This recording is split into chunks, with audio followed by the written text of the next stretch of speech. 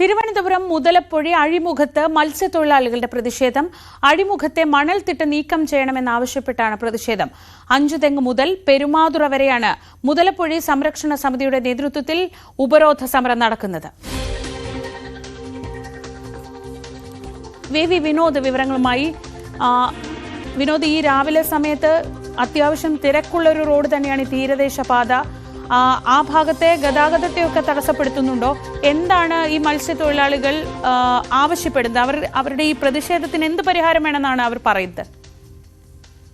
ശ്രീയ, ജില്ലാ കളക്ടർ നേരിട്ടെത്തി രേഖാമൂലം ഉറപ്പു നൽകണമെന്ന ആവശ്യമാണ് മത്സ്യത്തൊഴിലാളികൾ ഉന്നയിക്കുന്നത്.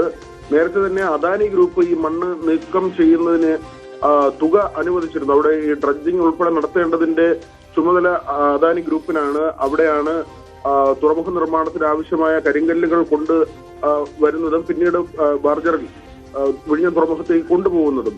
പക്ഷെ ഇതുവരെ അങ്ങനെ തുക അനുവദിച്ചു എന്നുള്ള ഒരു അറിയിപ്പ് വന്നു.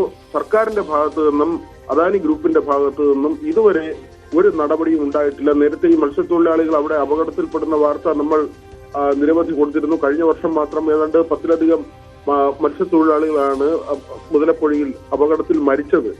ഈ മണൽത്തിട്ടയും അപകടത്തിനൊരു കാരണമാണ്. ശക്തമായ തിരയടിക്ക് ഒരു കാരണം ഈ മണൽത്തിട്ടയാണ്. മണൽത്തിട്ട ഇപ്പോൾ ജലത്തിന് മുകളിലേക്ക് വരുന്ന നിലയിൽ എത്തിയിട്ടുണ്ട്. അതായത് കടലിനെയും കായലിനെയും വേർതിരിക്കുന്ന നിലയിലേക്ക് മണൽത്തിട്ട രൂപപ്പെട്ടിട്ടുണ്ട്.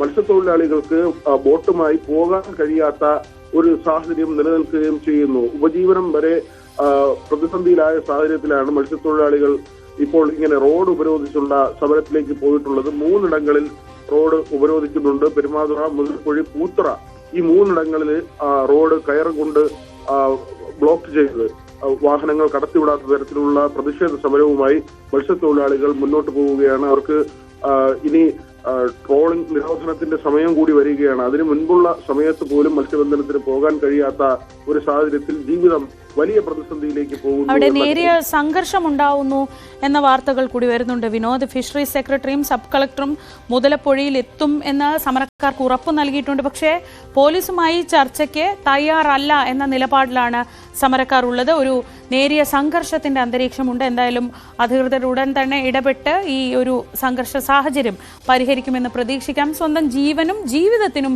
ഭീഷണിയാവുന്ന തരത്തിൽ ഇങ്ങനെ മണൽത്തിട്ട വരുമ്പോൾ അത് നീക്കുന്നതിന് വേണ്ട നടപടികൾ എത്രയും പെട്ടെന്ന് നീക്കണമെന്ന ആവശ്യവുമായിട്ടാണ് ഇപ്പോൾ മുതലപ്പൊഴി സംരക്ഷണ സമിതിയുടെ നേതൃത്വത്തിൽ ഉപരോധ സമരം നടക്കുന്നത്. എന്തായാലും ഏത് തരത്തിലാണ് ജില്ലാ ഭരണകൂടം ഇടപെടുന്നത് എന്നത് നമുക്ക് നോക്കാം. വിനോദാണ് വിവരങ്ങൾ നൽകിയത്.